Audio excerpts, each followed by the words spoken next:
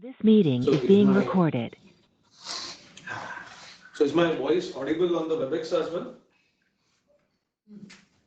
Yeah, no? It's good, right? So if I move around also. Anyway, Yeah, good. Yeah, hi guys. I'm Ashish. I'll be giving a session on the introduction to SRv6. So before that, I just wanted to clarify in the sense that I think this series was set up as a CVT series, but I just wanted to give a clarification that this session is not related to CVT as such. This is like a basic introduction into SRv6, right? See, because what I would like to say is SRv6 is an evolving field, right? As we speak now, there would be some new standard that they might be coming up in SRv6 and all those things. So even I'm new to SRv6, right? Even I'm learning, and so when I started with SRv6, what I figured out was there were a lot of documents on SRv6, but they were kind of old. They had become obsolete because they came out with the initial config and all those things. So then I had to struggle a bit to go through some documents, and then I learned at least the basics of SRv6. And so then I thought, so what I wanted to understand was, how many of you are actually new to SRv6 and they actually want to understand the basics of SRv6, right? Yeah, so that's good. Then this session will be very useful because I'm mostly focusing on the basics of SRv6, how the header works and all those things, right? So I'm not sure about the CVT part. We can always take that later as it comes, right? So you can feel free to ask any questions that you might have. I'll try to answer to the best of my capacity. If I cannot answer, maybe I'll get back. And we also have an expert here in the room who's been working on this services for quite some time. Raghu. So yeah, Raghu can also help me answer some of the questions. Right. So I'll start with the presentation. So before I move into SR-V6, let's just refresh on the SR topic, right? Because it's the same, the segment routing. The only difference is now it is V6, but the basics of SR don't change, right? It's always the same basics. So I think these things you would have already gone through when you did the SR session in Joy of Learning, right? So these are the basics of SR. It's very simple to deploy and operate, right? Why simple? Because it's just an IGP, right? That's it. The SR runs along with the IGP. You don't need LDP, you don't need T, none of those things. Everything is replaced with one thing, which is IGP. So with SRv6, what happens is you can leverage the IPv6 data plane, right? So you have extensions to ISIS and OSPF for SRv6 to work. Stateless. Why stateless? Because there are no states in the network for SRv6 or for SR to say. When I say states in the sense, consider LDP, right? What do you, for LDP, the LDP session has to come up. First, the discovery has to happen. Then the LDP session will come up. Then the label exchange will happen, right? Or consider TE, traffic engineering. You have head end, you have midpoint, right? You have tail end, all those things, right? None of the things are applicable here. You just have IGP running IPv6, that's it, and you enable SRv6. So it becomes very stateless. There is no specific state as such. Because the IGP itself is taking care of all the forwarding and those things. Uh, so when it is stateless, it becomes very scalable because you don't have to worry about the states.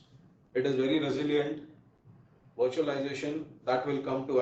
That's where the SDN, software defined networking, is going to. So that last point is a very high level overview of what a SDN is, software defined networking, right? Perfect integration with application, right? And a simple network, highly programmable. You can program. See, SDN, now I don't want to go into the SDN concepts because even I am new, but at the high level, I know you have an SDN controller which will control the whole traffic in the network, right? So that's why we are saying it as highly programmable and responsive to rapid changes. TILFA and all those things will be applicable here. So I want to spend some time on the last statement, right? That I think is a very beautiful statement. If you understand the statement, right? The state is no longer in the network, but it's in the packet.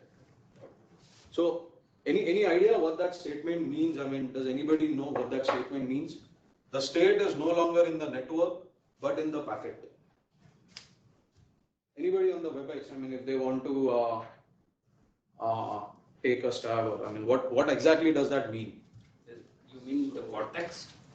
Yeah, what that statement means. I mean, in SR context. The packet carries the context. Is that correct? Yeah. Anybody else? I mean, on the WebEx, somebody was. Yeah, I was saying the same thing. The Besides, forwarding context, or how what path the packet will take, packet header itself. So all the information is in the packet only, not on the protocol. We can. Exactly. Yeah. That is what even Mushtaq you said, right? So basically, right? I mean, see, now if we take the case of LDP, right? LDP or T, what happens is you have only one label. If you're taking about IGP traffic, let's talk about IGP traffic, right? Not services, just IGP traffic. If you're taking about LDP or TE, you will have just one label, right? Now, what that one label does, it takes the packet from one end to the other end, that one label. Obviously, it will change along the way, right? So the analogy, right? The simple analogy for this is like, suppose you want to go from your office here to Koramangala, right? You take an auto or whatever, and so what you tell the auto guy is, you tell him the destination that you want to go to Koramangala. Now, what the auto guy will do is, he'll take, now you have no idea which path will be taken. The auto guy will take along the shortest path, right? I mean, he must be knowing the shortest path, so he'll go, then maybe at one point, after reaching Agara, there will be a police guy who will say that that road is blocked, or maybe there is more traffic on that road. So maybe go via this road. So he'll maybe go via HSR, and then finally he'll reach the destination. So that person has no idea in advance what route will be taken. Okay. As opposed to when we come to SR, right? In SR, what happens is, the guy who will start the travel journey, he has complete information about the route he's going to take, right? So he knows, for whatever reason, maybe he knows, maybe he asks Google Maps, something like, so Google Maps here will be like a HTC controller. So he asks Google Maps, I want to go to this destination. I want to have not the shortest path maybe, but I want to go quickly. See, there's a difference between a shortest path and a low latency path, right? A low latency path can be longer, but it will be low latency. I mean, the time taken will be less as compared to a shortest path. Because shortest path there can be congestion on that path, right? So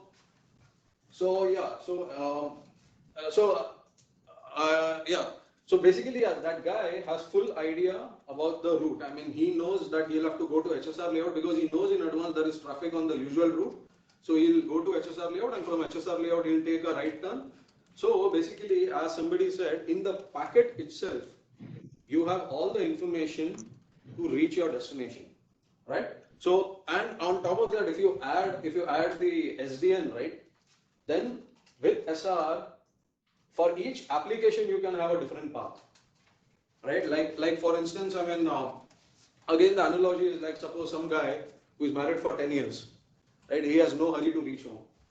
So he'll ask Google Maps, show me the longest way, so that I can get stuck in traffic, and or as opposed to a guy who's recently married, maybe he wants to reach early, he'll tell Google Maps, show me the shortest, whatever. So what I'm saying is like voice. I mean, you can have the SDN controller, right? You can tell the SDN controller, this is voice. I want to use the optimum path, I mean low latency path, as compared to maybe internet traffic, WhatsApp.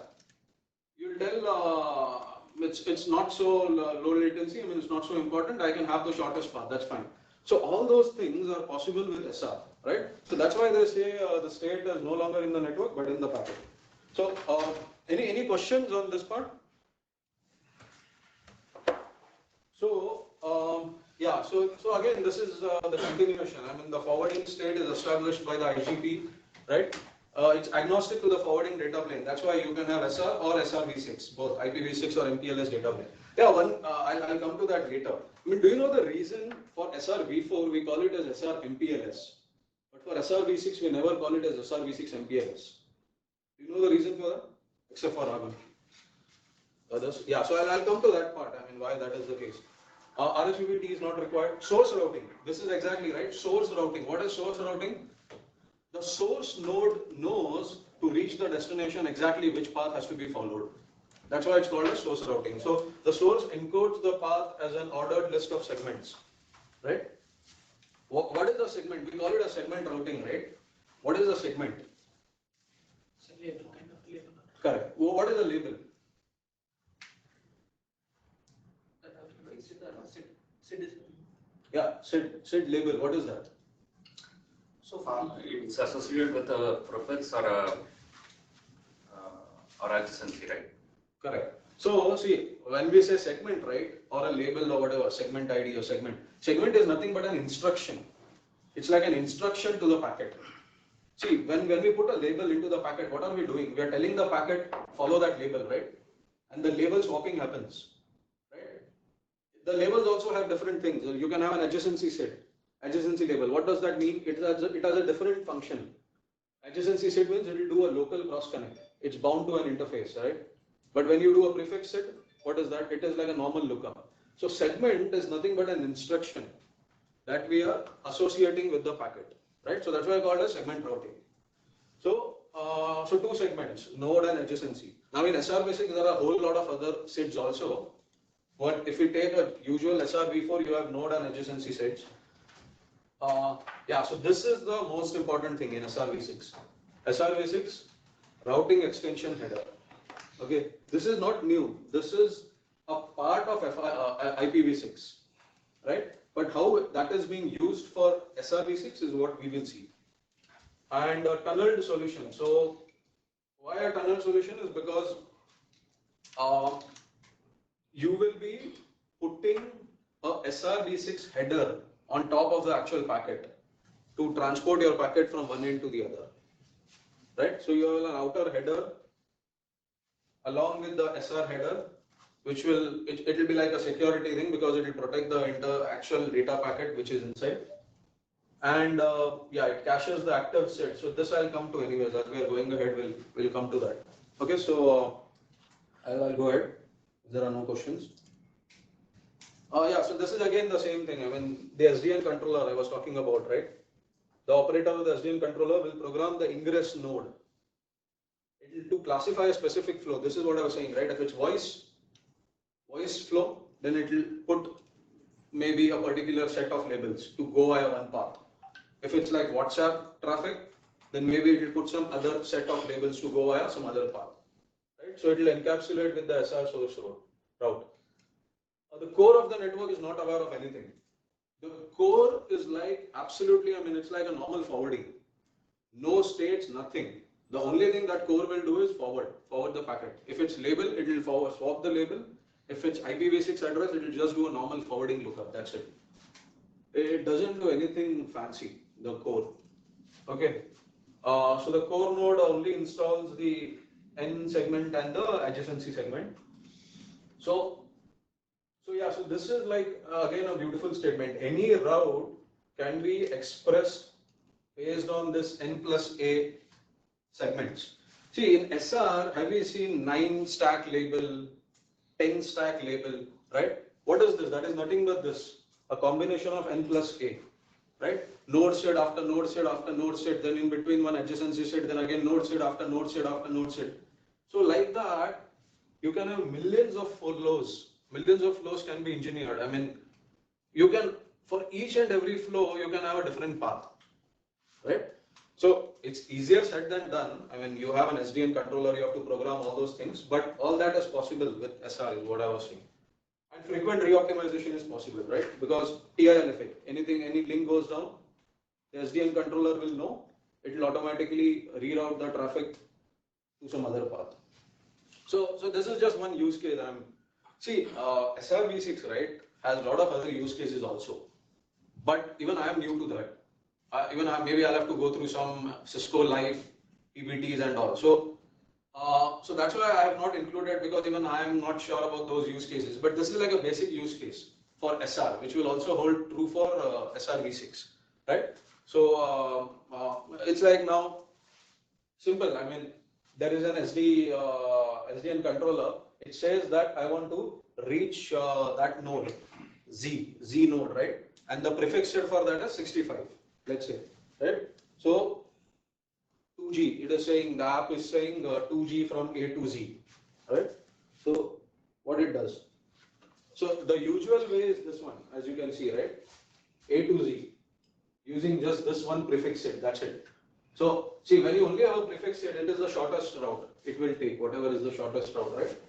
Now in between, what happens is this one link goes full, right?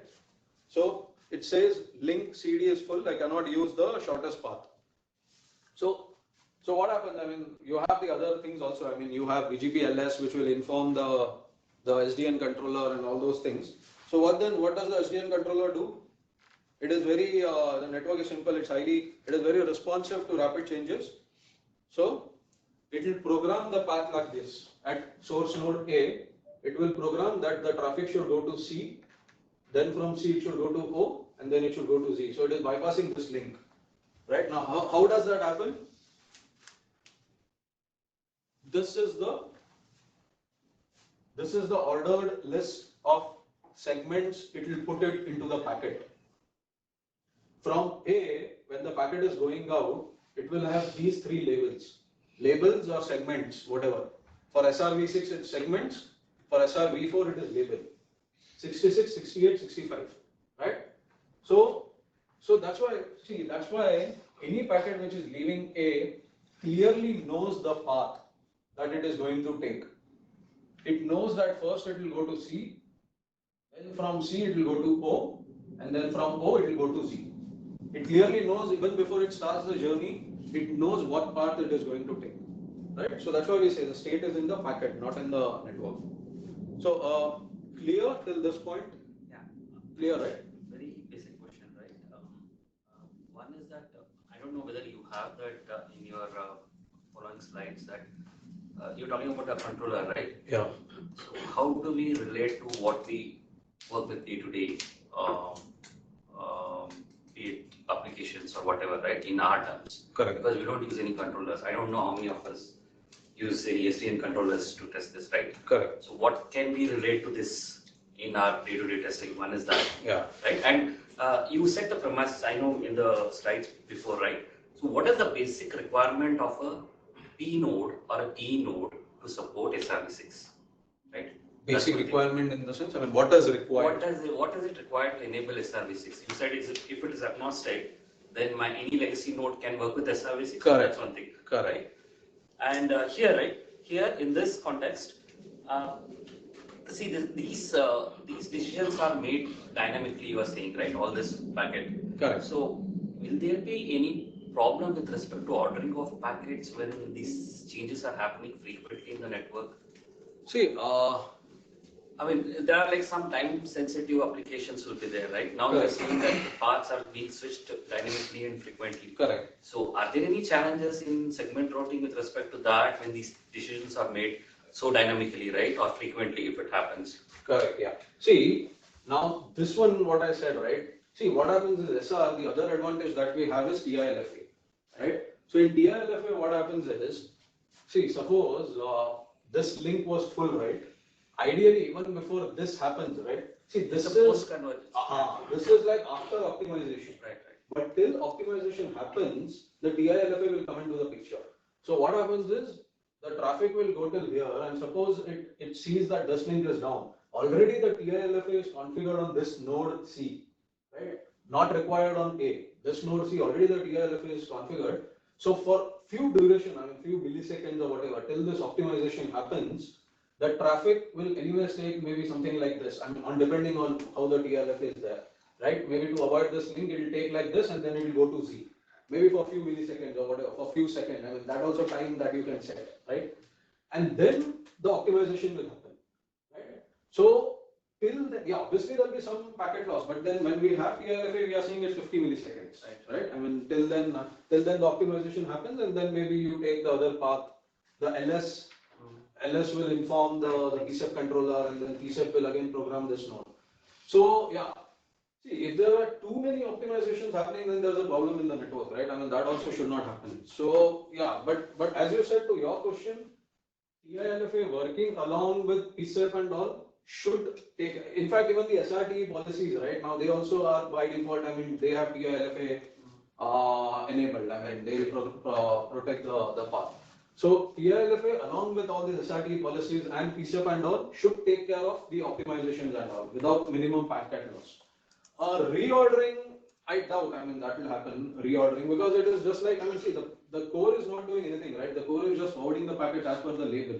So if the label comes, it will forward. So, yeah, so reordering, I doubt, will be an issue. Should not be an issue as far as I can understand technically. But yeah, I don't know if there are maybe some internal things, this thing. And coming back to that day-to-day thing, right, in our SIT, what we can do. So, yeah. How do I relate this SDN controller to if I'm testing SRv6, right? What can I relate this to?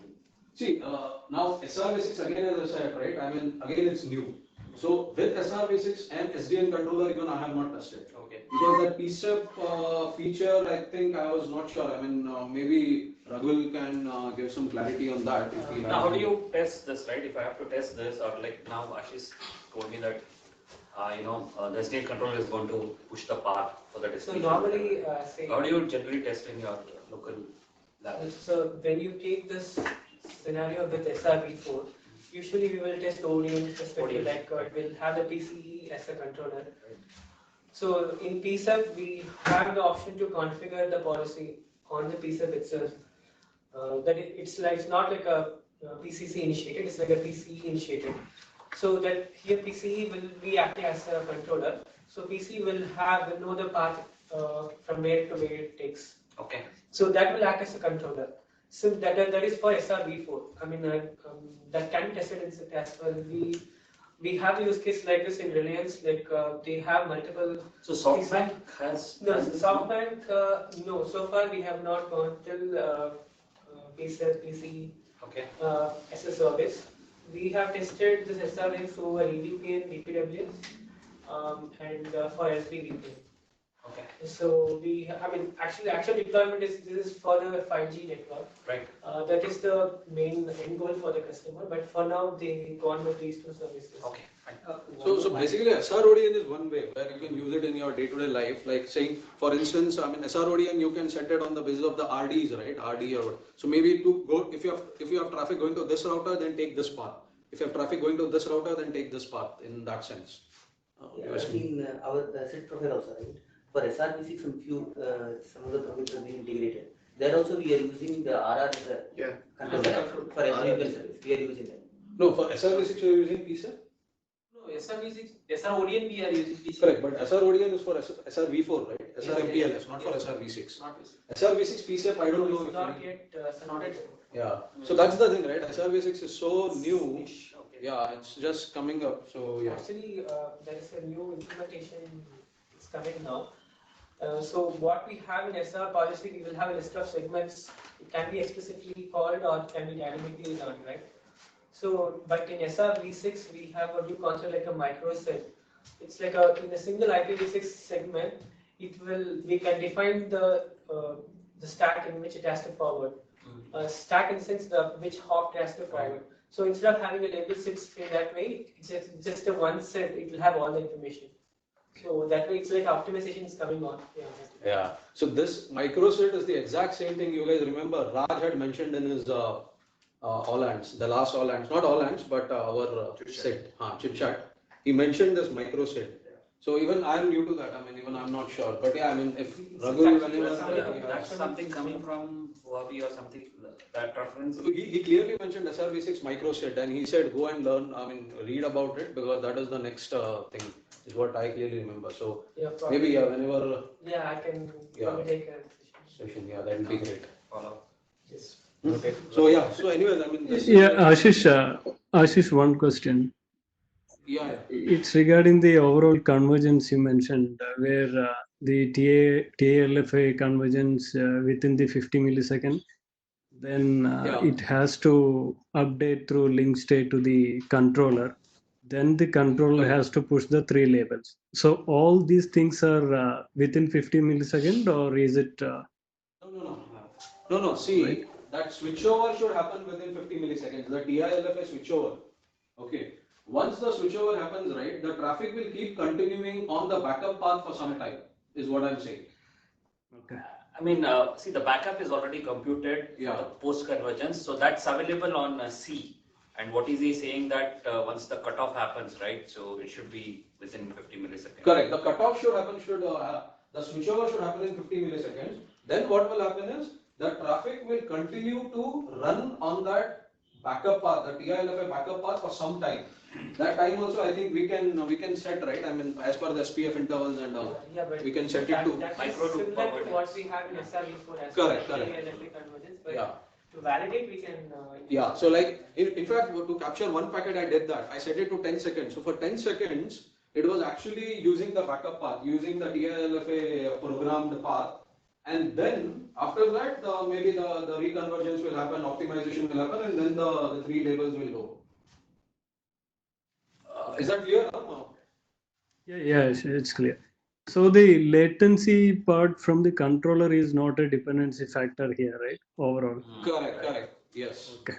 Yeah. Thanks. Yeah. So now let's actually go into the SRv6, right?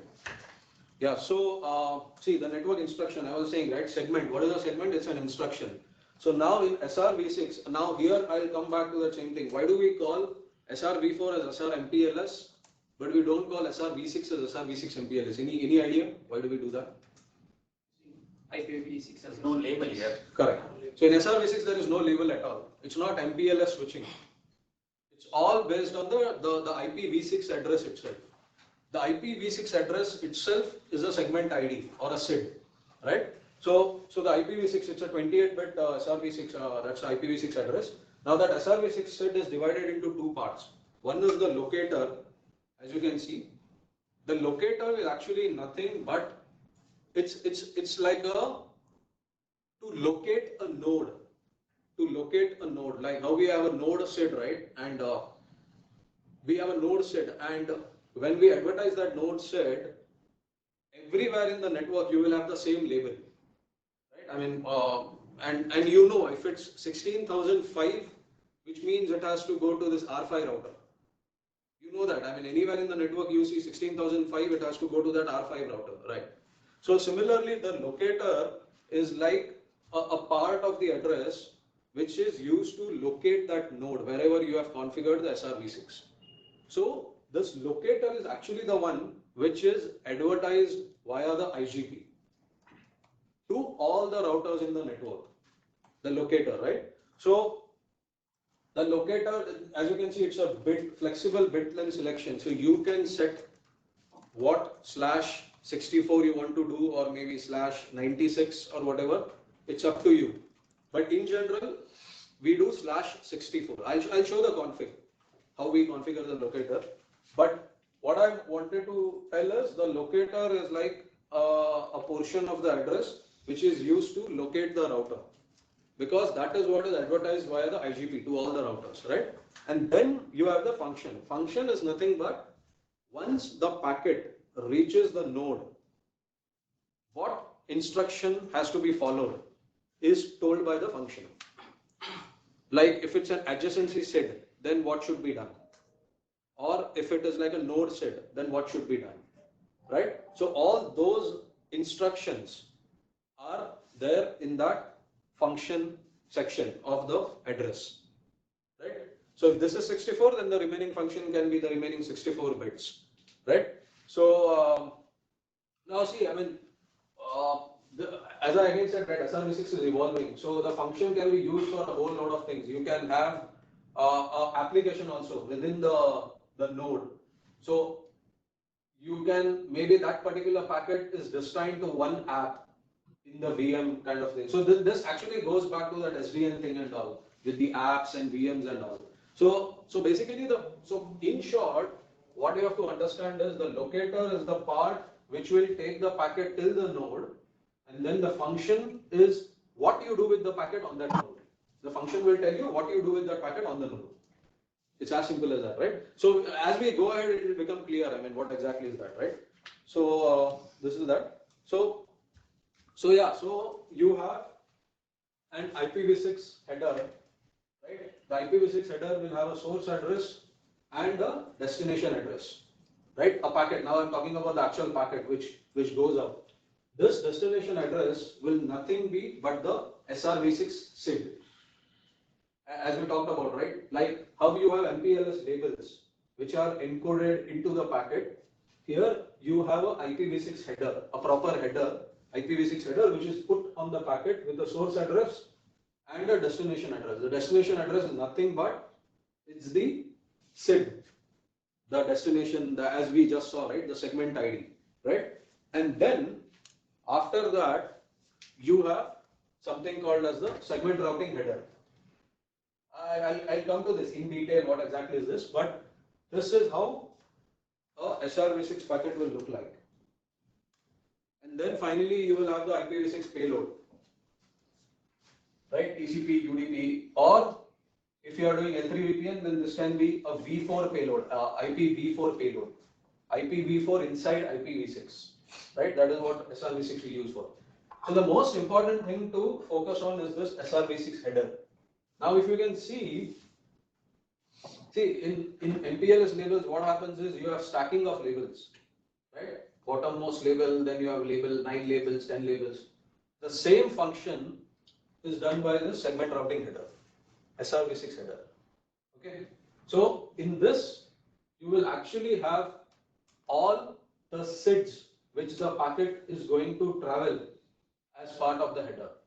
So when the packet goes out of the source node, at that time itself, it will be programmed with the SRv6 header, and the path also will be programmed, that what path it will take. So this is the first one, which is actually equal to the destination address. Then once it reaches here, then it will go on to the other one. Then once it reaches this guy, then it will go on to the other one. So I'll come to that. I mean, I'll show with the packet gets modified, like it will get popped up this segment. Correct. See, it's not about popping. It's not about changing this SRv6 header. Okay. SRv6 header remains the same throughout in the packet. The only thing is the destination address will keep changing. When the packet reaches the first node or first hop, wherever it should reach, it will get changed, and this destination address will change to the second one. But this SRv6 address will remain intact in the packet. It will go throughout. Just the destination address will keep changing. Okay. So might be a bit confusing, but as I move on, it will become clear. So yeah, so this is the same thing. I mean, you have first so there is something called as a pointer. In the SRv6 header, there is something called as a pointer. The pointer will point to the active SID, whichever is the active SID, right? So it will point to that. So this is the one. So once it reaches the first node, it will change, and then it will point to this. Similarly, it will point to this, and then finally it will go. So yeah, so I'll come to the actual working, but that was a high level overview. Now, before that, right, let's just look at some of the functions. So as I was telling you, right, I mean, there are functions for different work or different instructions, right? Adjacency SID. You remember that locator and the function, right? So the function is where the actual work happens inside once it reaches the node, right? So these are some of the commonly used functions, which at least even we are supporting, the 9K and the FRETAs and all. Actually, SRv6 again has a lot of functions. I have not covered them all because even I am new to them. I mean, even I don't know how that works. But if you go to the RFC and all the SRv6, you will see a lot of other functions also.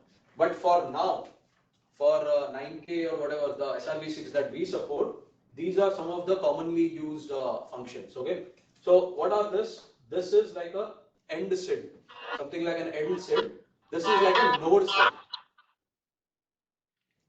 So this is like a node SID. This is equivalent to a prefix SID. Okay, prefix SID. The next is n.x. This is equivalent to a adjacency SID, like how we have in SR. MPLS. Then you have something called as n.t. When you get T, it means you have to look up into the table, something like per VRF. Per VRF label. What is per VRF label? You remove that label and then do a lookup in the VRF. So something like that. You do a lookup in the table, right? Then these all are related to services. If you see the last 4, 5 are related to services. When I say services, it's like IPv6. I mean, it's like L3VPN and V6. I mean, like you have the edge is V6 and the core is also V6. So you are transporting V6 over V6, which as of now is not supported, right? In 9K or FRETA, we are not supporting that, but this is the one, DT6. Then DT4 is like the usual L3VPN over SRv6. The edge is V4, but the core is SRv6. So this is like per VRF. We have in per VRF or per CE, right? So when you say DT, it means per VRF. And anything that comes with X, that means a cross connect. So cross connect is nothing like a adjacency thing. Why cross connect? Because adjacency, it is associated with an interface. So you know exactly if that label comes, the packet should go out of that interface. It doesn't have to do a lookup.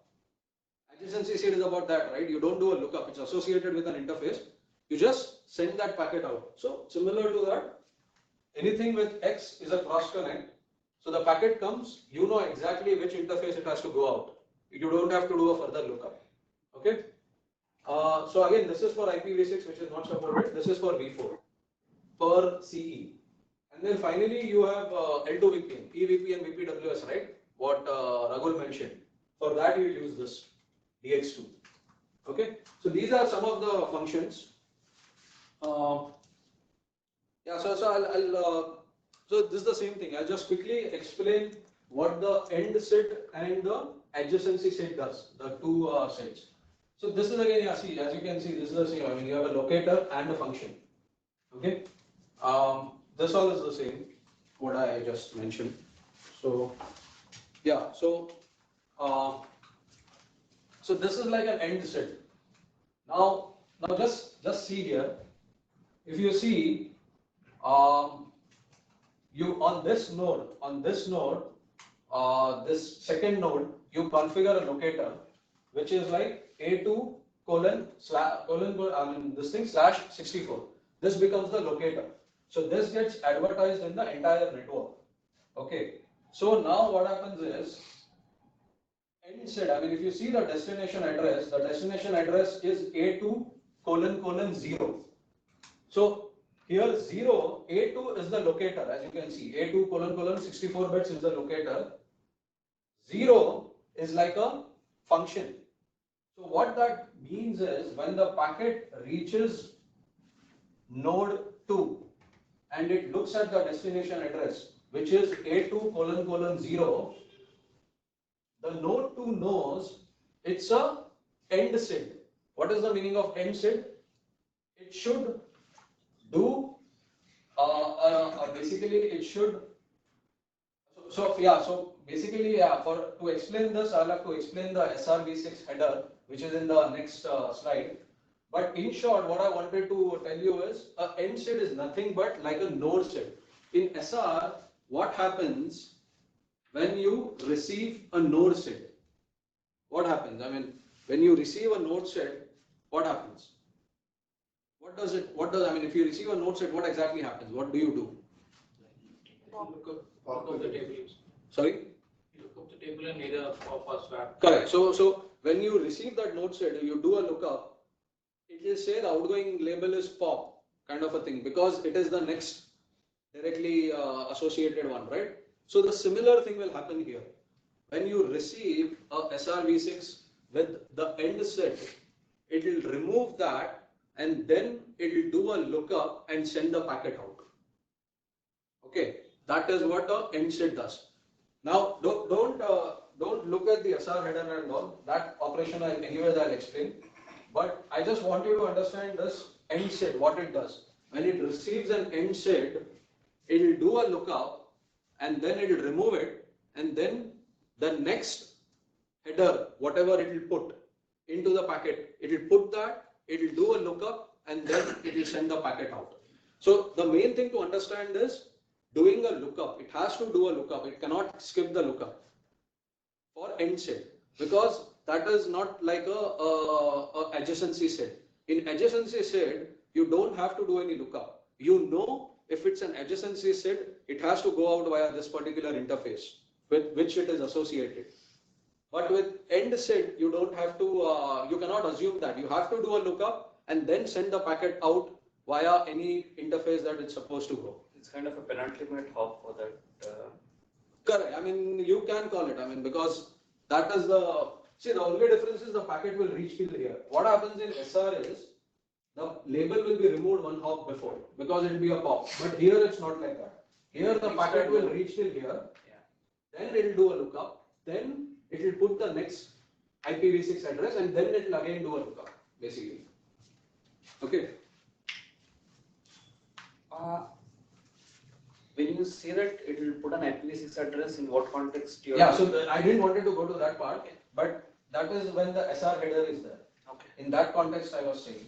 So for now, just understand that, I mean, basically, I didn't wanted to, I'll just explain what that means. But basically what I mean is, when it receives an end set, it should do a proper lookup and then send the packet out. And not assume that it should go out of a interface. As opposed to the next one. As opposed to the end.x set. In that, what happens is now here, when it receives, the node 3 receives, it will receive with a address of A3::C1. C1 is nothing but it's an end.x set. So when it receives this packet, it knows exactly that this set is associated with this red interface. So without even doing further lookup, it can just send the packet out of that interface. Right, because it's associated with this interface. Am I clear? I mean, on a very high level, I mean, if it is clear, because the SR operation, the SR header operation, I'll explain later, but what the end set does and end.x set does, I mean, is that clear? I mean, at a very high level? So in the previous diagram, when the packet is going out of 3, you have not even mentioned 0 also after that. So it may reach to, here. So it may reach to this one of these two hops, right? Correct. So they will also consider is a... Correct, that's a good point, yes. So here, when it has to go to A3, it will do a lookup, and then either it can send here or it can send to one of the other nodes, because it is doing a lookup, right? But in the second case, the end.x set case, it is not doing a lookup to send to A4, as you can see. To send to A4, it will not do a lookup. It will directly send on that interface which is associated with that end.x set. Yeah, that's a good point. So that should make it clear. Right? So, I'll just move ahead. Okay, so now I'll explain that SRH, how the header processing works, right? So this is how a SRv6 routing extension header looks like. See, this is actually not new. This is a routing extension header which is already a part of IPv6. Right? See, it is used for some applications. I mean, it is not used always. So that's why, I mean, we don't encounter this, but yeah, I mean, this is a part of IPv6. So this is how it looks like. So you will have the next header. Next header is nothing but it will tell you what is following the SRv6 header. Like a protocol, right? I mean, in the IP header, you have a protocol, whether TCP or UDP. So that actually you will come to know in next header. Then you have the length. What is the length of the entire header, SRv6 header? Routing type. The routing type is set to 4. 4 is nothing but for SRv6. The type is 4. If the routing type is set to 4, which means it's a SRv6 routing header. Because routing header, as I said, is generic. So this routing header, which is used for SRv6, the routing type will be set to 4. Okay. Segments left is nothing but it's like a pointer. Segments left is like a pointer which will point to the active SID, which is there in the SRv6 header. Same as TTL. No, not TTL. This is like a pointer. This will tell which of the segment ID is active. And when I mean active, which is the current destination address. No, I'm thinking that means how I am understanding is one segment left is 0, the packet will be dropped. It's not be dropped. When the segments left is 0, the SRv6 header will be popped. When the segments left is 0, which means the packet has reached where it's supposed to reach. So then the SRv6 header will be removed. Okay, so yeah, how is that used? Again, there is a slide for that, but this is like a pointer, right? Then the last entry is nothing but the first entry. I mean, that's how, yeah, basically Every like hop first that entry. segment left gets updated. Yes. This will not get updated. This is just the first entry that will first segment. The segments left will get updated at every hop. I'll explain how that works. Okay. But what other thing did you ask? No, The segments left, right? Yeah, segments left is the only one which will be updated. So the previous two slides which you explained, right? Yeah. You have a CLI snapshot and how does it look like? Yeah, I have a packet format. Okay. I have a packet format. How I have captured a packet that will have the format, how the field looks. So this is the last entry, which is actually the first segment. This will not get changed. This is like a number. And these are all reserved flags and tag. And then the most important thing is these segment list 0, segment list 1 till segment list n. These are nothing but the segments the packet is going to follow. Like MPLS labels, stacking. Stacking of MPLS labels, here you have stacking of IPv6 addresses. Okay, so that is what the SRv6 header is. So this is the same thing as I was saying, right? You have an IPv6 packet or this thing, and then you have a SRv6 header that you apply. As you can see, SID1, SID2, SID3, and then there is a pointer which is pointing, right? So this is the same. So the other thing, what I wanted to make understand is SRv6 header is not required every time, is what I wanted to say. Unlike SRMPLS. See, SRMPLS cannot work if there are no labels in the packet. Am I correct? Without labels, SRMPLS will not work. But that's not the case with SRv6. SRv6 can work even without the SRv6 header.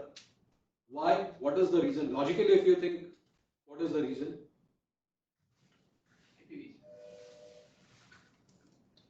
Because the context is limited to node, and a node can make a decision on whether I need to add a SRv6 or something like that. Because see, why is the SRv6 header required?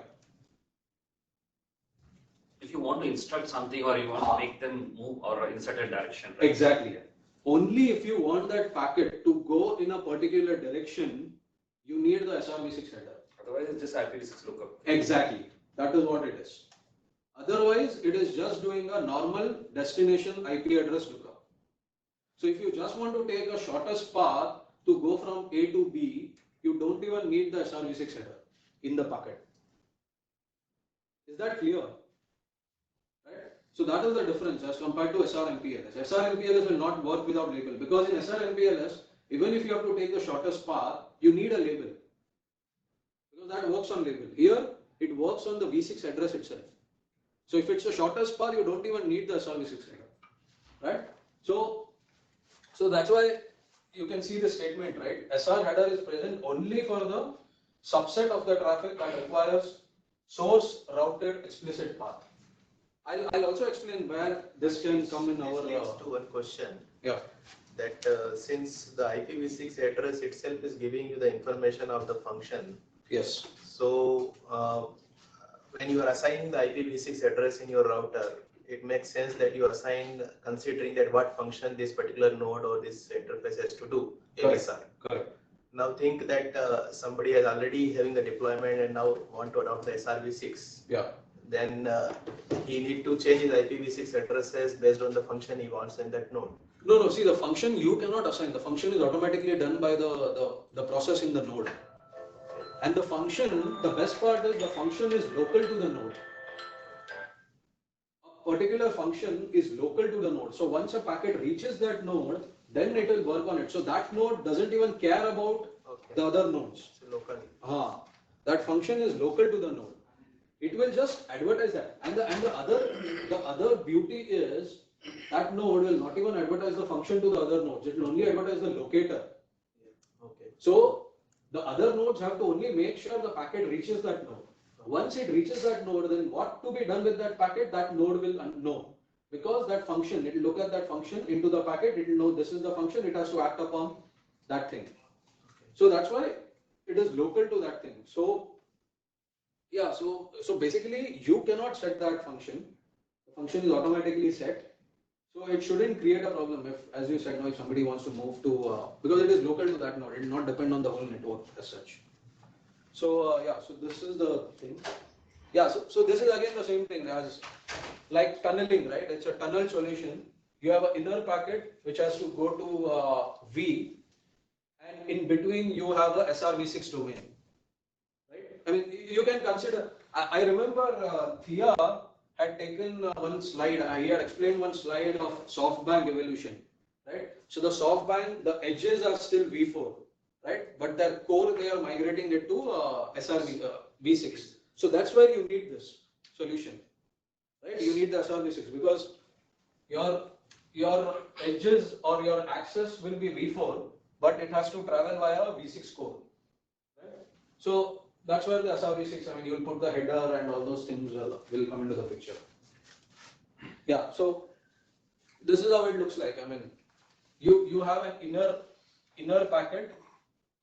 Right, inner packet, which is the inner IPv6 or IPv4, it can be anything. On top of that, you put the SRv6 header. In the SRv6 header, you have all the SIDs that it is going to travel.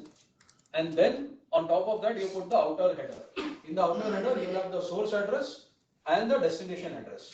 Right? The destination address will always be the first node that it should go to. Okay. Now, coming back to the other thing, right?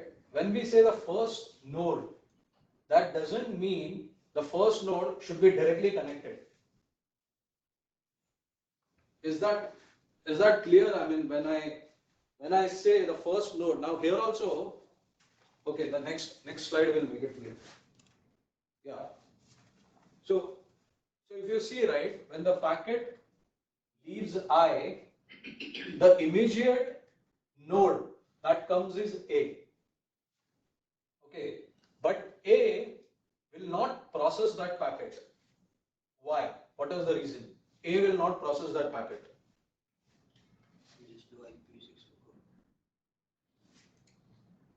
When the packet goes out of I, what will be the destination address of the packet? V6 destination address of the packet. C. Correct. So in between A, I and C, there can be multiple nodes. What will those nodes do with that packet? It will just do a regular V6 forwarding. That's why you don't even have to enable SRv6 on these nodes. That's why SRv6 adoption is easy, because you have to just enable SRv6. If you don't want all these things, you just enable SRv6 on I and E. That's it. So one question I had was, will there be any challenges with respect to path MTU and all with these things happening? Path MTU will be the regular thing, MTU, because it's like regular V6 forwarding, right? No, just because you'll be adding a SRv6 header. So that you'll have to account. Because it will be regular packet. See, that's what I was saying, right? A, B have no idea about SRv6. They are just forwarding happily the packet, looking at the packet, and they are forwarding. Now, if they see... Okay, but the source has put the SRv6 Correct. so that was taken. So you have to actually make sure that it follows the MTU and all those things. I mean, that can be a human error. So you have to make sure. See, that is it is similar to when we do all these throughput tests, right? Incoming packet will be a V4. On top of that, you will slap 3 labels. Automatically, it will increase. That's when the throughput drops. Then you have to account for all those headers and all those things. So those things you have to do, yeah. So if A to B, A and B isn't aware of SRv6, and if there's a congestion there, then it's a problem, yes. COD decision. Correct. So if you want all those TI, LFA and everything to come into the picture, then make sure all the nodes are enabled, SRv6 enabled. That is there. So when we have all these number of nodes in the network, we ideally cannot be able to figure out which all nodes need not be SRv6 capable and which are SRv6 capable, right? Correct, yeah. No, that is all a design thing, Ram. That is what the network design guy, right, the architect, he has to design which all nodes he wants to enable. See, ideally speaking, all nodes should be SRv6 enabled so that you can use the full benefits of TI, LFA and all those things.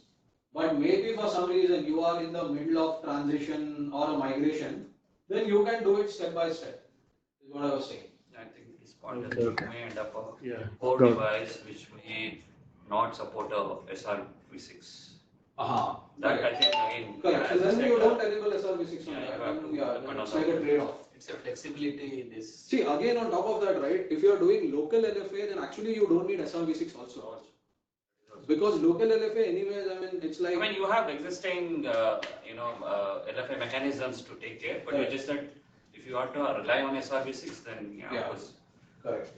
So more so, see, I think more sophisticated because you are talking about IPv6 data plane, right? Not V4 legacy data planes. Correct. So the routers would be obviously, they're like advanced or whatever. Yeah.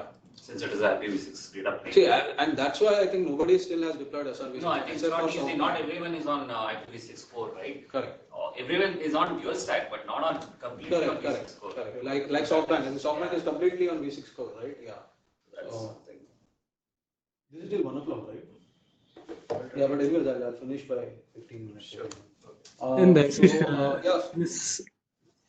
so here also the controller will anyway come into picture to push SRv6 header, right?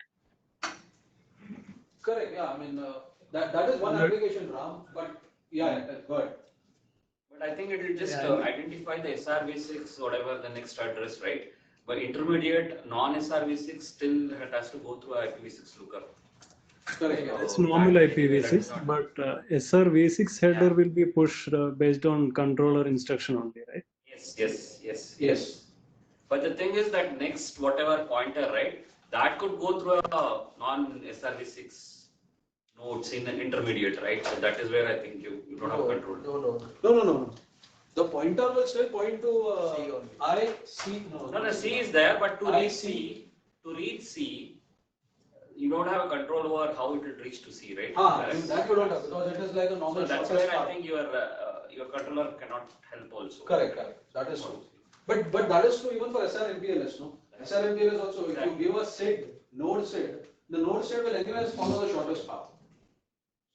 So that's why many people, I don't know if customers do that, but customers will give, if they want a specific path to be followed, they will give hop by hop SID. That's how the label stack becomes 9 label, 10 label, because you'll give hop by hop. So that every hop it will take that path. But still the ANB will carry that SRv6 header, right? It's inside. Though it is. So it's agnostic. They don't know what is there. It is just forwarding on the topmost header. It is just forwarding on the topmost header. So on the packet we have the Next header. Yeah, the header will be so the composition of headers will be SID-C, SID-F and SID-E, right? The pointer will be pointing to SID-C. Correct. So one thing I don't understand is what is the need of this pointer pointing to the first or second node? I mean, why can't they simply remove the SID-C after when it has traversed to a node C? So why do we have to maintain the older segments? The context of the packet. Yeah. He's saying why it is not swap. There is no swapping happening here. Right? No, the swapping will happen any here, right?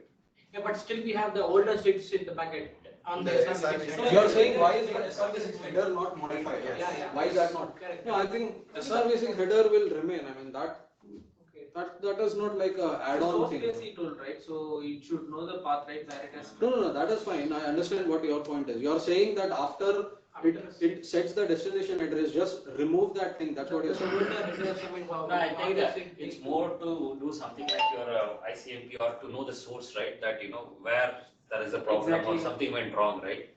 You need to know if something goes wrong in the middle.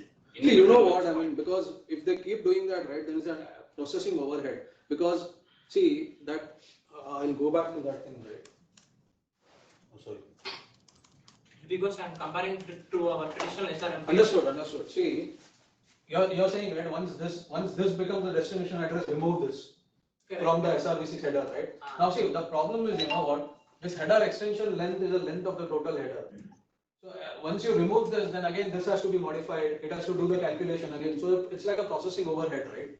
All that calculation and all that. Also, how will the source know that, if something has gone wrong in the middle, if it's not able to reach in the middle?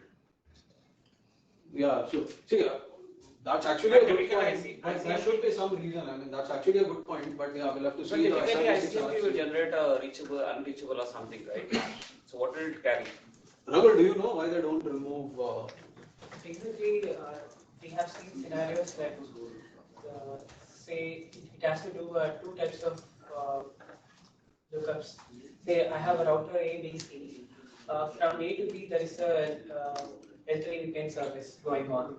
So there is a DT4 lookup is going on to the router. Say from here, I to C, C to F, and E, something goes on, right? Say I have the customers on C as well, and there is a customers on F as well. So from I to C, it goes to the C. Once the packet reaches the C, it will do a function that it can be a DT4 or DX4 something. And then again, it has to do encapsulate its own packet like another DT4 lookup, and then it has to do the forwarding to the F. The main advantage, I mean, the use case for this is if you have multiple customers in each of the nodes, which supposed to do multiple service lookups. Like normally we will have end-to-end as a L3 VPN service, right, or the eVPN service. So L3 VPN service is nothing but if you have a DT4 sits like as a function. So one day at the say I to E will do a lookup of end to DT4 set. But there are cases like the function ends at the C itself. I have to do a lookup on the C that where DT4 has to be done, and then again another function from C to F it has to go. It's like another service to terminate from C to F or C to E. So that's how the use case goes. So I mean, if you remove the multiple header, so then it means like we have to add it again from each of the endpoints when it comes back.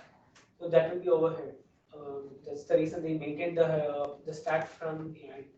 It's similar to what we have in before, like source-based routing. Yeah, source-based, I think the context will be maintained. Source will maintain the entire path. I mean, irrespective of how many services endpoints it has, it will maintain the path, right? So similar to that, even in VPN, they are maintaining the path. Sure, ma'am. Thanks, Rahul. Yeah, so I'll just quickly go through. So anyways, this is the, as you can see, ABDG will not process the the SR header. It will just forward on the outer destination address. Once it reaches C, then C will look in, see, it's logical, right? Why C will look into the SRv6 header? What is the reason C will look into the SRv6 header? It's a destination. Exactly. The destination is C, right? So if the destination is C, it has to look above. See, it's simple, right? I mean, first the MAC should match. If the MAC address is your, then you will go up. If the MAC address is not your own, you will just switch the packet. It's as so similarly, if the V6 address is your address, you will further go up the packet. What is up? SRv6 header. So that's why the SRv6 header lookup will only happen at the nodes which are part of that SRv6. I mean that list, right? So C again it will do a lookup. I just want so like how it picks the first since C you are telling, right, how it picks the first destination. Picks in the sense. So this guy knows, right? The I node knows which path it has to follow. It knows it has to first go to C, then it has to go to F, and then it has to go to E. Why not B or D? It can. It can. It's just that B, A are not. See, that is again purely a decision of I. Okay. I can do whatever path it wants. If it wants, it can just put A, B, C, D, E, F. It can do that. So basically what I'm saying is nobody is stopping him. It's just that Here, see why the slide is shown is because you can do incremental upgrading of the network. You don't have to enable all the nodes to be SRv6. Right? As I said, right, if you are not even doing this hopping thing, then you don't even need any of the routers in the node to be SRv6 except for the border routers. So if you are just doing transporting V4 over V6, just enable SRv6 on the border routers and that's it. But the disadvantage is all the congestion and all the TI-LFA in the core and all will not work. Otherwise, I mean, you can select which node and all those things, right? So yeah, so the C, it will look into the SRv6 header, it will update the destination address and then send it towards F, right? So similarly, it reaches F and then from F, it will go to E, right? And it will go out. So now, okay, so now quickly, I'll show how that actually happens with the actual header, right? So now let's consider this scenario, right? Source address is A1, destination address is A2. Why A2? Because that is the next node it has to go to. And if you see the SR header, there are 3 segments here, A2, A3, A4. Okay, and segments left is 2. 2 segments are left, right? I mean, because it is anyways going here, after reaching here, 2 segments are left. Okay, so that's how the packet will go out of the node. You can see the entire packet format here, right? I mean, you have A1, A2, then you have the next header type 4, then you have the segment list. It is in the reverse order, if you can see. A2, then A3, then A4. Segment list 0 is always the last segment. Can you see that? A4 is segment list 0. Why? Simply because the segment left, this field, they will decrement every time. And when it decrements, it should point to the next guy. That's why it goes till 0. So that's why you were saying, right? When the segment left becomes 0, the packet, the whole SRv6 header should be removed. So that's why if you see the segment list, it's in the reverse order. The segment list 2 is actually the closest one. Segment list 0 is the farthest one. Is this clear? Right? So this is how the packet will look like when it goes out of A1. Okay. Now between A1 and A2 there can be multiple routers. They will only look at the destination address and route the packet. Okay. So this first is the pointer, huh? Which one? This is the pointer. Segments left field. No. What is this first equal to 2? No. First is it will tell you which is the first segment.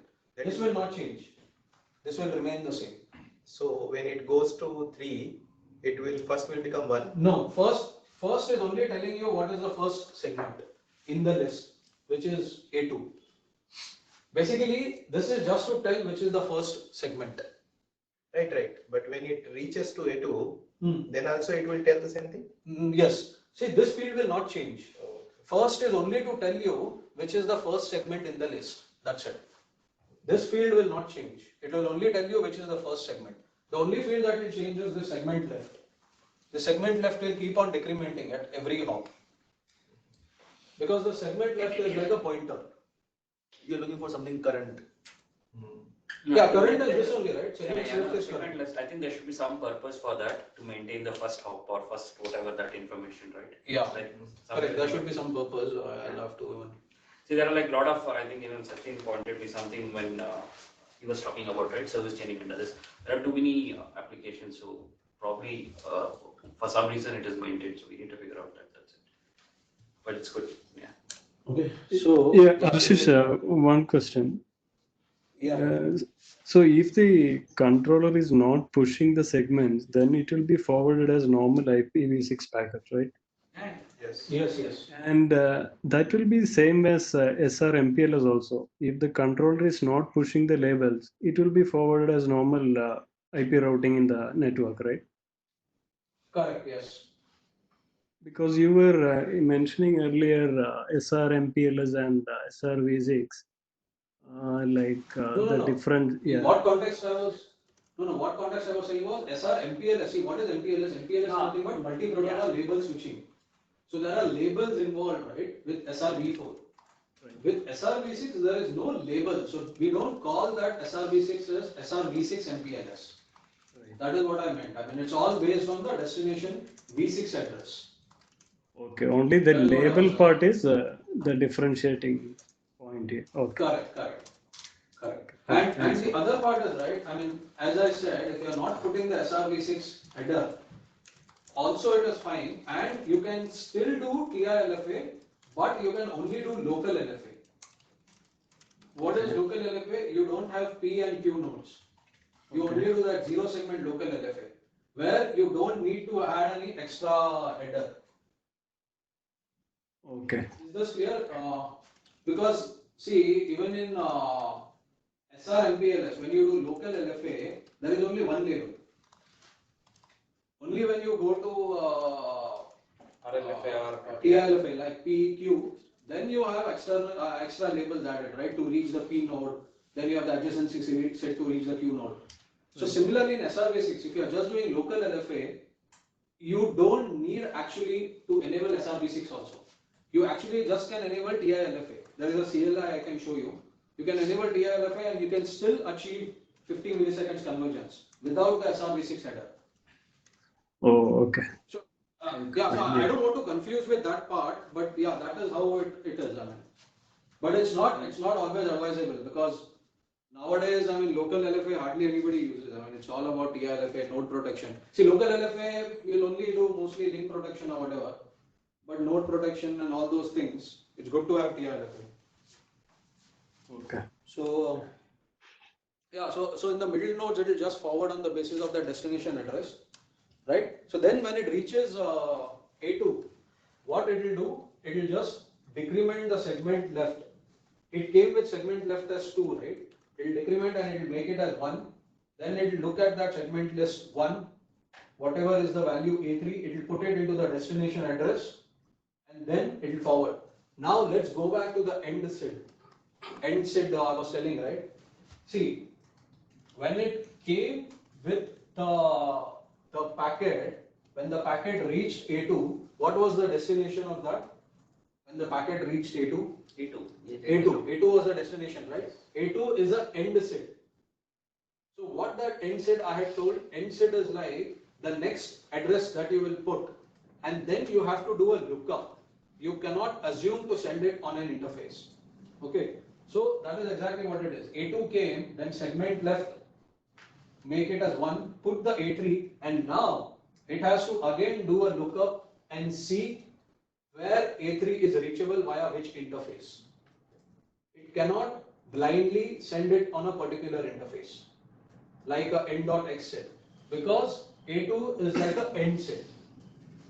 Okay, now instead of A2, if it was like A2 : say C1, then what would have happened was, after putting A3, it would have directly sent on a particular interface, which is associated with the A2 : C1. Is that clear? I mean, it's clear, right?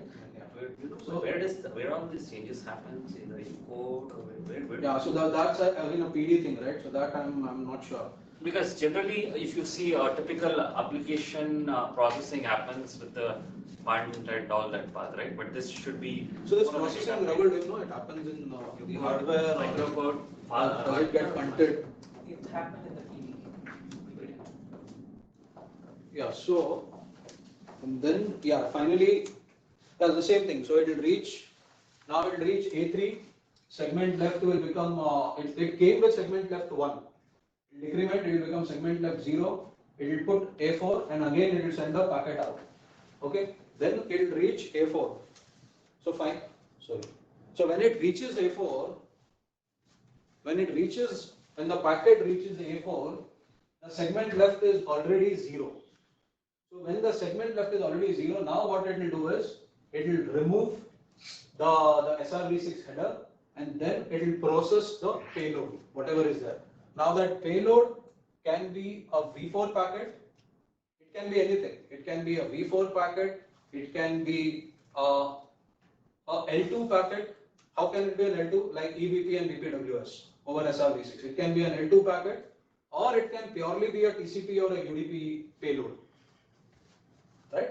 So all those things are possible. So basically what I'm saying is when the segment left becomes 0, it just remove the SRv6 header completely and then process the inner packet. Otherwise, till then, it will not even look beyond SRv6 header, right? All these nodes A2, A3, it was not looking beyond SRv6 header. It was looking at the SRv6 header and changing the destination address. Only when it reaches the last node, when the segment left becomes 0, it goes beyond and then looks into the payload. So how big we can have this segment list? I think as big as you want, but yeah, again, I mean, that PD, maybe whatever the PD allows, and but it may affect the size of the packet. Correct. Yeah, Yeah. वो path empty सब decide करेगा So you have to, and that's why that is the other thing, right? That's why you also keep it as constant, and not keep it changing, because otherwise, if you start removing, then the packet size will also become smaller and all those things. So yeah, so there should be some reason also to keep maintaining. Just Right? curious, one question. Yeah. How is the service context built once you remove the SRv6 here, right? So, is the destination address is it mapped to some services here? Yes, or- yes. Okay, that's how. I'll come to that. Yes. So Ashish, here, so only the last segment 0 can have these service-based functions, right? Only the last node. Yeah. Correct. The Into it. in between nodes, only the adjacency seed related function. Other is not applicable, right? Adjacency set and node set, those two. Yeah. End Service set related and won't end come. dot set. Okay. Sorry. Yeah, on services related functions cannot be applicable in all the other segments in between, right? Only the Correct, last. correct. So, Okay. correct. Right. The end nodes, right? The end points, the border routers of the SR domain. Right, so yeah, so this is a packet format that I took. So see, so actually, okay, now when I go to this, right, I'll tell you how I captured this packet. I'll just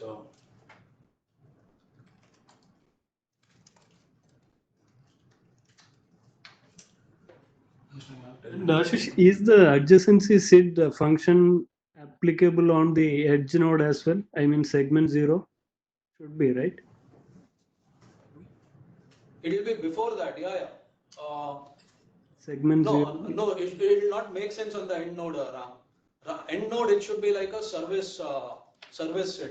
Service seed only. Okay. Yeah. Actually, it can be if you send the plain IPv6 traffic. If there is no service, But adjacency seed, can it be? say if you have multiple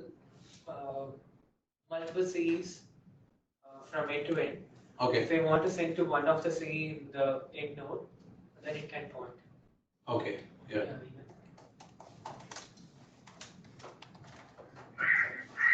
In BGP, LS only will do all these update to controller, even for SRv6.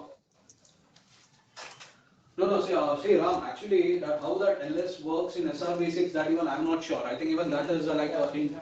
That support is not yet. Yeah, so I see whatever I just explained, right? It's all theoretical as of now. At least from 9K and FRETA perspective.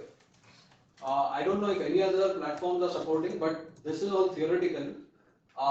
If you're talking about LS, but PILFA and all this is supported.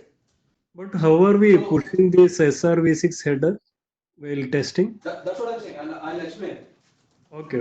Because of PILFA we are doing, not via the BGP, not via PSEP. Okay. Not via PSEP, because that PSEP has not been tested. But I'll just explain how the SRv6 was put. So if you see this topology, right? Can you see the topology that I'm sharing? Yeah. You can see it, right? Yeah, we can. So now consider the border routers as R3 and R8. Okay, and I'm sending traffic from V4 traffic, L3 VPN, which comes to R3, and that gets encapsulated with the V6 header. Okay, without any SRv6 header. Without any SRv6 header, just normal IPv6 header. Okay, and that packet reaches R5 And on R3, the destination address will be of R8. Okay, because there is no SRv6 header, so it's directly R8. The packet is going directly to R8. But now consider a case wherein, so basically from R3 first has to go to R5. Okay, and R5 will do a normal V6 lookup and then it will go to R8. Okay, now consider a case when the link between R5 and R8 goes down. So now what will happen is TILFA has to come into the picture because the link between R5 and R8 has gone down. So now it's a case of one segment TILFA, P node. The P node has to be R7. Why? Because if R5 sends the traffic to R6, there is a possibility that R6 can send the traffic back to R5 because it's not local LFA. So you have to do a TILFA, one segment. So which means R5 has to first send the packet to R7 and then R7 will send the packet to R8. This is like a TILFA, nothing related to SRv6. Is this clear what I'm trying to say? So that's why here when the link goes down, the R5 to R8 goes down, R5 will put the SRv6 header. As I said, no, as I mentioned in the beginning, SRv6 header is only required if you want the packet to travel via a specific path. Now here that is the scenario. From R5, you want the packet to go to R7 first, and from R7 then it has to go to R8. Why? Because R5 R8 link is down. So I did that and then I captured the packet on R6. So the packet that I'm showing has been captured on R6, right? How it looks like. So with the SRv6 header that has been put on R5. R5 has put the SRv6 header. So I'll just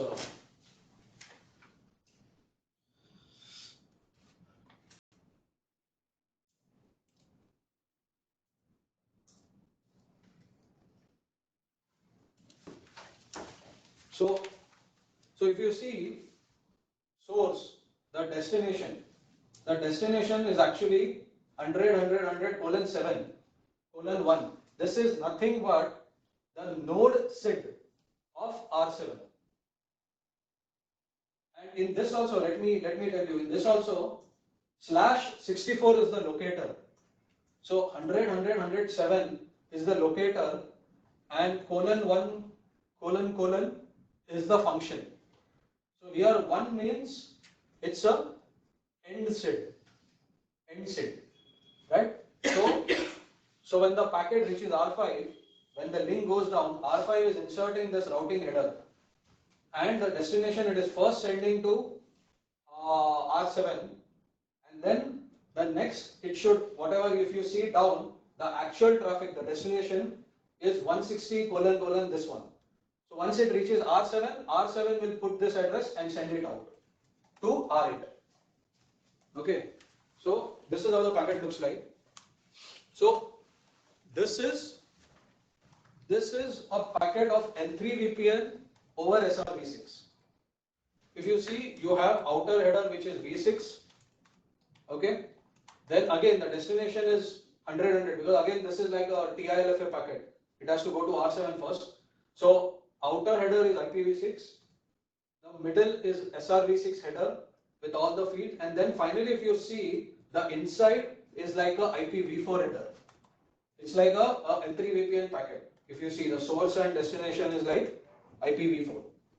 So this will reach till R8 and then R8 will. So to your question, right, Mushtaq, if you see this address, right, this is the final address where it should go, 100:100:8:16C. 16C is a function which is associated with L3 VPN. So it will do a lookup and then it will send the packet out. Okay. So I'll quickly go over the configuration. So this is how you configure the segment routing, encapsulation, source address. Source address is nothing but the loopback address that you give here, whatever you configure on the loopback. Because if you see any packet that goes out needs to have a source address, right? Destination address will be the remote guy's address. The source address is taken from here. Then you configure the locator, and then you give the prefix /64. Okay, so this is one config. Then how do you enable SRv6? Sorry, what is the prefix? I need prefix of all the. No, just the locator. I'll show on the router as well, the config ones, but just the locator. IPv6 address /len. You can give a /64 locator. Okay. So every node will have that. Every node you have to configure a different locator. Locator, right? Okay, got it. To identify it. This is like index. Right. How you have an SR index, right? You configure. Similarly, you configure a locator here. And this is carried in the IGP. Yes, this is carried in the IGP. The whole /64, right, will be carried in the IGP. So the other nodes will know how to reach that there. This is an ISIS. You enable the locator that you configure, you enable under IT address family IPv6, and then this is the TI-LFA thing. See, this is the other thing that I was telling, right? If you are only doing local LFA, you actually don't need the locator stuff at all. You can just enable TI-LFA on the mid nodes. It will still do a local LFA. Okay, and then BGP. See, BGP is only required if you are doing L3 VPN over SRv6. If you are just doing normal IGP, you can stop at that ISIS config. But if you want to do L3 VPN over SRv6, you enable the locator under VPN v4. Then the difference is this. Address family VPN v4 unicast, you are giving it for v4 address. Now you have to give it for v6 address because the core is v6 now. It's the ulta of 6PE, 6VPE. 6VPE, what we were doing, edge is v6, core is v4. Now it is the reverse. The core is v6, edge is v4. So the neighbor with VPN v4 is a v6 address. And then under VRF, you configure the allocation mode, per VRF or per CE. Okay. And this CLI is required only for FRETA. Can you go back? Right, this VRF and the configuration under BGP, this is for that service mapping. Correct. Okay, and this has nothing to do anything to be carried over BGP. Right? How will the PE know that? Correct. So what happens is the prefix, right, that you advertise, it will be like a normal VPN v4 update. You will have the prefix, you will have the next hop, but along with next hop, the SID will also go, which is associated with that VRF. This will go as a part of BGP update, yes, the SID. Otherwise, how will the other guy come to know? I'll quickly show that in the router as well. I have the config. And yeah, this is the CLI for FRETA. For FRETA, the CLI is required, and FRETA there is a limitation. MPLS and SRv6 cannot coexist. So once you configure the CLI and reload the router, MPLS will not work, or there will be some issues. So it cannot coexist. ASR देंगे, everything will work. So this CLI is only required for FRETA. Okay. So yeah, so this is what I'll quickly show on the router. So it should. So this locator address is always the loopback IPv6 prefix, right? No, it's not loopback. Wait. It's not loopback. It's like a random prefix. I'll just show you just a second.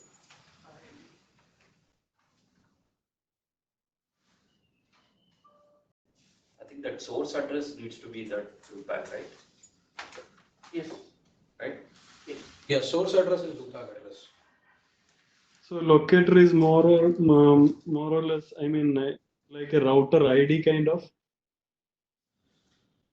Locator, yeah, maybe to locate the router. Yes, that is like a router ID. Okay. How do I show you the VNC? Let me share the whole screen.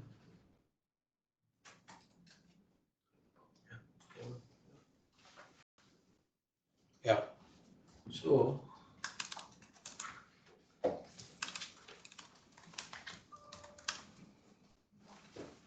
See, ignore the algorithm and all, but just look at this. Encapsulation source address 888::1 is the loopback address. So the source address is the loopback address, but the locator I have configured as 100:8:64. So this is on this node. If I check on some other node, I'll have to give a different locator prefix. So is this clear now?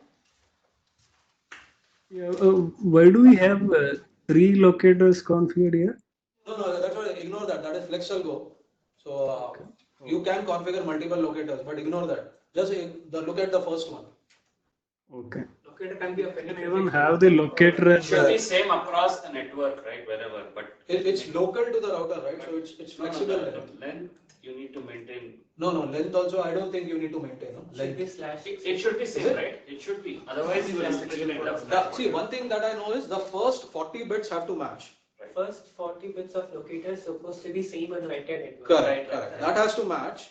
But this subnet mask, I was not sure. So Yeah, if it's it supposed to be same. /64. Otherwise you So will the end remaining up will with be those. part of function. Correct. So this is the locator, and then if you want to see the functions, right? Mushtaq as you were saying, show segment routing, SRv6, SID all. If you do this, see, this is a end SID. This is, if you see, it's like a end.op. End.op is for OAM, right? It is used for OAM. And the rest, if you see end.dx2, these are nothing but for L2 EVP and VPWS. See, so basically what I'm trying to say is, when the packet reaches this node, it should reach with any of these SIDs. The destination address should be any of, so that the packet will know, the router will know what to do with that packet, right? Because these are all the functions that you are running. So this is, yeah. So if you see, functions, yeah, these functions gets updated only if we have that services hosted on it, right? Otherwise, it won't be maintaining these entries for each service. Correct, yeah, but suppose, see, if you are not doing service, then by default node SID and adjacency SID will still be there.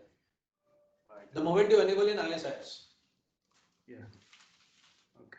The moment you enable in ISIS, these things will be there. These are all end.x.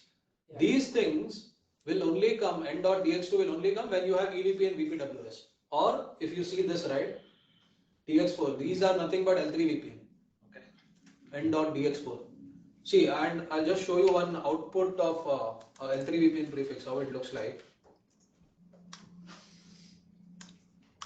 See, if you see this is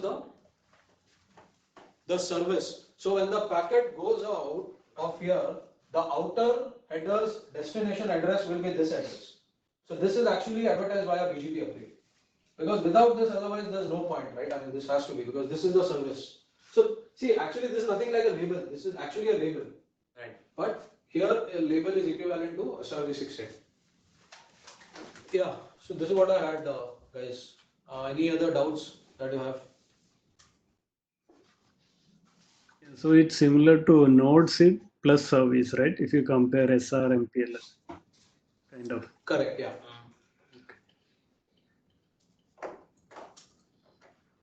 If there are no questions, then yeah, I'm done. Any question, guys? Webex?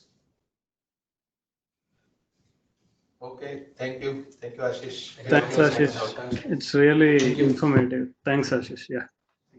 Thanks, Ram. Thank you.